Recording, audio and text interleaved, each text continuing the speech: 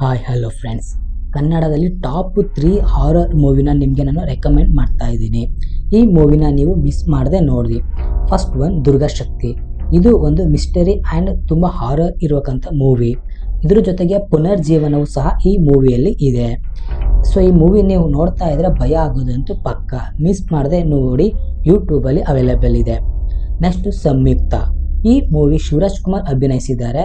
ಇದು ಒಂಥರ suspense and horror movie ಆಗಿದೆ.